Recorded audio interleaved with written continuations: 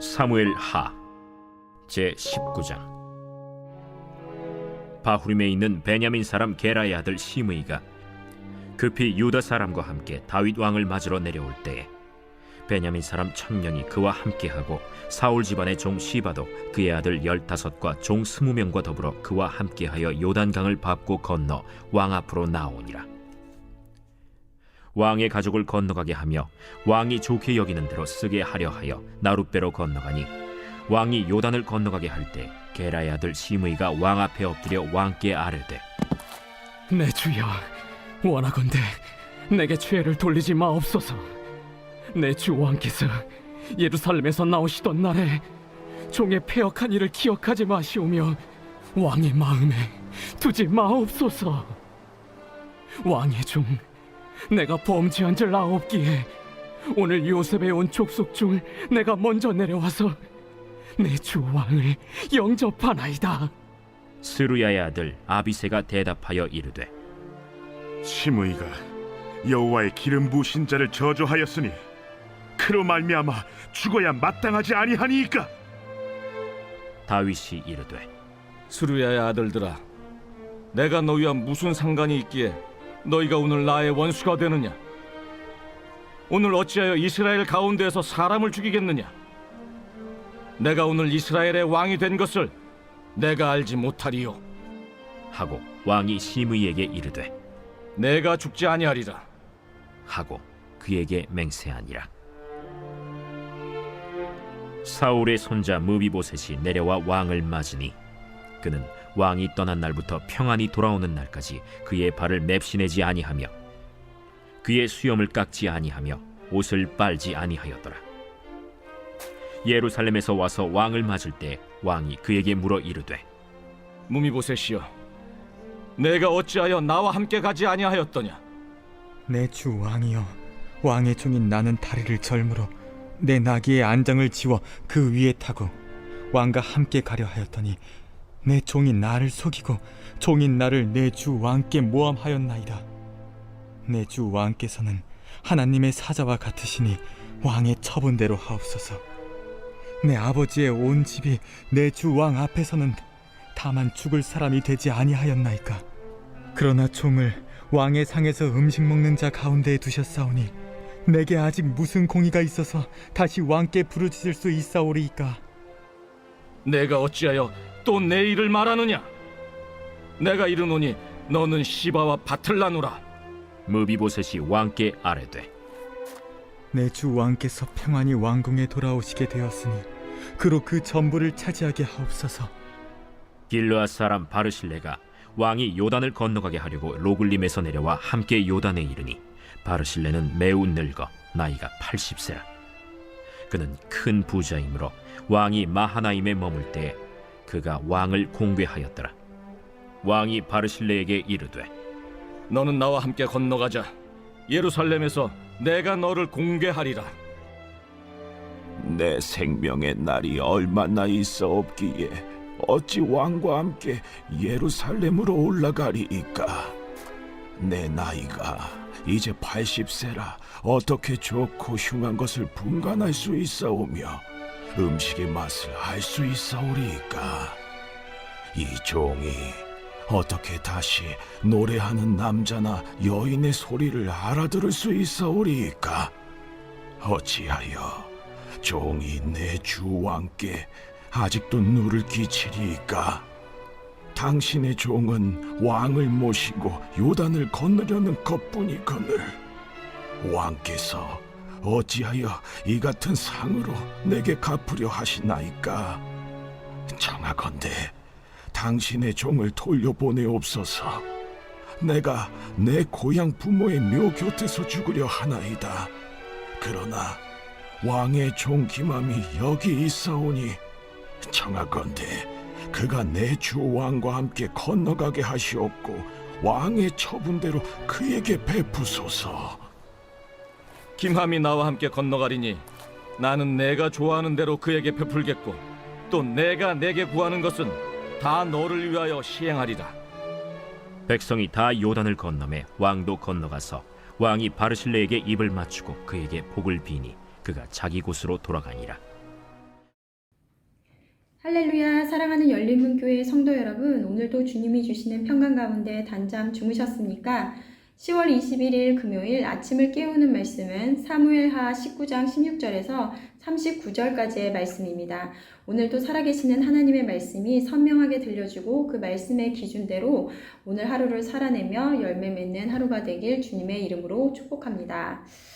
오늘 매일 성경의 말씀의 제목은 다윗 주변의 사람들이라는 제목인데요. 사실 제목을 읽지 않고 말씀을 묵상하고 나서 이 제목을 봤을 때 어쩌면 오늘 말씀뿐 아니라 이 사무엘하 전체를 두고 제목을 정한다면 이 제목을 붙여도 무리가 없겠다는 생각이 될 만큼 알맞은 제목인 것 같습니다.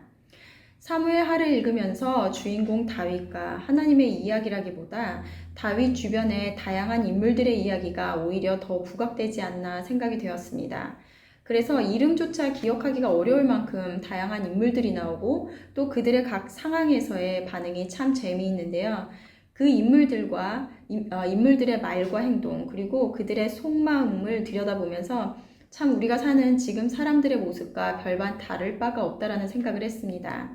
그러면서 몇천 년이 지난 지금도 그러한 사람들의 모습이 그대로 적용이 되는 걸 보면서 성경은 정말 사람의 본성, 본질을 그대로 꿰뚫어 보고 있으며 그렇게 사람이 있었다고 볼 수 없는 것 같다는 생각이 들었습니다.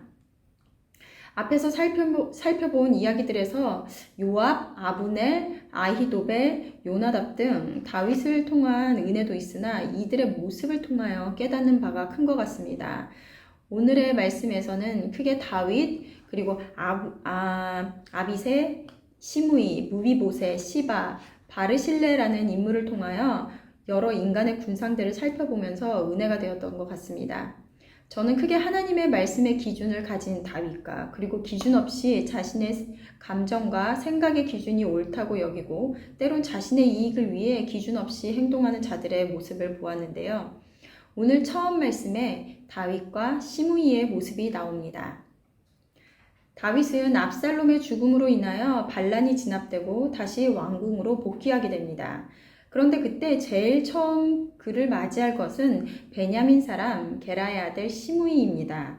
시므이가 누굽니까? 지난 토요 새벽 말씀 사무엘하 16장에 등장하는 시므이인데요. 압살롬을 피해 예루살렘을 떠나 피난길에 오른 다윗에게 돌을 던지며 저주하고 끝까지 쫓아오던 자였습니다. 그런데 판세가 달라지자 제일 먼저 나와 엎드려 다윗에게 목숨을 구걸하는 모습을 보여줍니다. 정말 간사하기 짝이 없는데요. 자신에게 유리한 상황에서는 자신의 감정을 드러내며 큰 소리치던 자가 이제는 불리한 상황이 되자 언제 그랬냐는 듯이 자신의 한 말에 대해 사죄하며 엎드리더라는 것입니다. 이에 반응하는 자 수르야의 아들 아비새가 나오는데요. 여호와의 기름 부으신 자를 저주하였으니 죽어 마땅하다고 합니다. 아비새는 어떤 자였습니까? 사울에게 쫓겨다닐 때 다윗에게 충성을 다하였으며 형제인 요압과 같이 때론 충직한 자인 것처럼 다윗에게 충고도 하나 사무엘하 3장에서 다윗이 한탄한 것처럼 스루야의 아들들을 제어하기가 너무 어려워하더라는 것입니다. 다윗의 다시 한번 같은 한탄의 말을 하는데요. 사무엘하 16장 22절을 보면 다윗이 이르되 스루야의 아들들아 내가 너희와 무슨 상관이 있기에 너희가 오늘 나의 원수가 되느냐 오늘 어찌하여 이스라엘 가운데서 사람을 죽이겠느냐 내가 오늘 이스라엘의 왕이 된 것을 내가 알지 못하리요 하고 스루야의 아들들인 요압과 아비새는 자신들이 정의로운 일을 한다고 생각하며 행동했을 것입니다. 하지만 그들은 다윗의 의중이 무엇인지 하나님의 뜻이 무엇인지 그 기준으로 판단하는 것이 아니라 자신들이 생각하는 정의, 옳은 일을 위해 행동하다라는 것입니다. 그러므로 다윗의 마음을 어렵게 하고 때론 이스라엘 백성에게까지도 해가 될 수 있을 만큼 위태로운 상황까지 가도록 하게 되더라는 것입니다. 또 다른 인물은 바로 무비보셋의 이야기로 들통나게 되는 시바라는 자의 간사함인데요. 우리 17절에 보면 시므이와 함께 사울 집안의 종 시바가 나옵니다. 시바라는 인물은 다윗이 피난길에 올랐을 때 음식을 한가득 싣고 가져옵니다. 그리고는 다윗이 내 주인의 아들 무비보셋이 어디 있냐고 물었을 때 무비보셋이 내 아버지의 나라를 내게 돌리리라 하며 예루살렘에 남았다고 거짓말을 합니다. 이에 다윗이 무비보셋의 것을 다 시바에게 주게 되는데요. 우리는 오늘 무비보셋을 통해 무엇이 진실인지 듣지 못하였다면 다윗 또한 속아 시바를 자신을 선대한 자로 생각하였을 것입니다. 자신의 이익을 위해 남을 이용하고 있지도 않은 것을 꾸며내며 거짓을 퍼뜨리는 자들, 이들에게는 무엇이 악인지 선인지에 대한 기준도 없으며 그들 마음에는 하나님을 두려워하는 마음조차 없음을 보게 됩니다. 그들과 달리 다윗은 어떠합니까? 시므이가 자신을 저주할 때도 살려두었던 것처럼 이번에도 시므이를 살려둡니다. 그리고 거짓말을 한 시바를 벌하지 않고 무비보셋과 재산을 반으로 나누게 합니다. 사울에게 쫓길 때에도 압살롬의 사건을 통해서도 계속 일관된 다윗의 행동은 바로 원수는 하나님이 갚아주시는 것, 내 손에 피를 묻히게 되면 공의의 하나님으로부터 그것에 대한 죄값을 받을 것이라는 것을 알고 행하였다라는 것입니다. 특히 오늘의 본문 말씀을 보면서 다윗이 참 힘들고 피곤하겠다라는 생각을 하게 됩니다. 왕의 자리를 다시 되찾았으나 주변의 사람들로 인해 왕으로서 그들의 잘못과 그들의 속셈을 알면서도 품어야 하는 그 입장, 그리고 그들의 죄를 물어 속 시원하게 그들을 벌하면 좀 나을까요? 하지만 하나님이 원하시는 것, 그가 갖고 있던 말씀의 기준이 무엇인지 알기에 다윗은 다른 자들처럼 그 본능적인 생각을 따르지 않고 기준대로 행동하더라는 것입니다. 우리의 삶도 그런 것 같습니다. 예전에 회사 다닐 때 많은 사람들이 하는 말이 일이 힘든 것이 아니라 사람 때문에 힘들다라는 말을 많이 들었습니다. 때론 정말 얼굴을 보기 싫은 사람들도 있지만 일을 해야 하기에 하루 종일 어쩌면 가족보다도 더 많은 시간을 보내고 업무적으로 말을 해야 하기에 싫어도 해야 하는 것이 괴로운 것이죠. 우리는 직장뿐만 아니라 어디를 가나 사람과의 관계를 맺고 살아갑니다. 때론 나를 억울하게 하는 사람도 있고 나를 화나게 하는 사람, 그리고 왜 그런 행동을 하는지 과연 상식이라는 것이 있는 사람인지 의심하게 하는 사람들도 있습니다. 그래서 차라리 마음껏 욕해주고 인연을 끊고 싶을 때도 있지만 하나님께서는 그런 관계를 통해서도 우리를 향한 하나님의 계획을 성취하시기 위해 사용하신다는 것입니다. 그리고 그러한 상황들 가운데 우리들의 반응을 하나님은 살피고 계시다라는 것입니다. 그러기에 좋은 인연뿐만 아니라 악연이라도 모두 하나님께서 허락하셨기에 우리는 그 힘든 관계 속에서도 어떻게 반응하며 대처해야 하는지 말씀을 통해 깨달아야 할 것입니다. 내가 악인 때문에 힘들게 느껴지고 지칠 때 주변을 돌아보면 다윗이 돌아오기를 수염을 깎지도 않고 또 옷을 빨지도 않고 기다렸던 무비보셋과 같이, 그리고 오늘 다윗이 힘든 시기에 그를 위하여 음식과 필요한 것을 주며 섬겼던 바르실레, 또한 그 전에 보면 다윗을 돕는 암몬 사람들처럼 하나님께서는 완전히 엎드러지지 않도록 도움의 손길을 붙여주신다라는 것입니다. 나는 어떤 사람입니까? 사무엘하를 통해 등장하는 많은 인간의 군상들, 말씀의 기준이 없을 때 우리는 내 감정의 기준대로 살아가며 내가 하는 것이 정의이며 옳은 일로 여기고 때로 눈앞의 유익을 위해 남의 욕을 서슴없이 하게 되며 또한 상황에 따라 말과 행동을 이리저리 바꾸며 부끄러움 없이 행하는 자들이 될 수 있음을 보게 됩니다. 하지만 다윗처럼 하나님께서 이 모든 관계 또한 허락하신 것을 인정하며 그 과정 속에서 하나님께 맡겨 물이 흐르듯 성령님이 인도하심을 따라 살아가면 언젠가 하나님께서 약속하신 그날은 꼭 올 것이라는 믿음을 가질 때 우리는 다윗과 같이 항상 같은 자세를 취할 수 있을 것입니다. 오늘도 말씀을 통하여 그러한 죄의 자리에 서지 않고 우리를 돌아보고 기준을 세우는 여러분들이 되시기를 주님의 이름으로 간절히 바랍니다. 우리 함께 기도하시겠습니다. 하나님, 다윗과 주변 여러 인간의 군상들을 통하여 하나님의 말씀이 기준이 없을 때 우리가 어떠한 모습으로 살아가게 되는지 보게 됩니다. 때론 정의감에 불타 옳은 일을 행하고 살고 있다고 생각하지만 그것 또한 자신만의 기준에 갇혀 또 다른 누군가를 힘들게 하지는 않았는지, 또한 무엇이 죄이고 선인지에 대한 인식이 없이 내 유익을 위해 감정의 기준대로 살아갈 수 있음을 보게 됩니다. 다윗과 같은 하나님의 말씀이 기준이 바로 서는 우리가 되길 원합니다.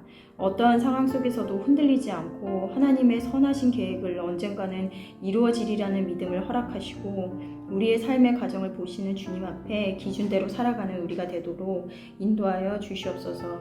예수님의 이름으로 기도드렸습니다. 아멘. 내일은 토요 새벽 예배가 있는 날입니다. 기도의 자리로 나와 하나님의 말씀으로 기준을 세우는 저와 여러분들이 되시길 주님의 이름으로 축복합니다. 아침을 깨우는 말씀은 월요일 아침에 다시 찾아뵙겠습니다.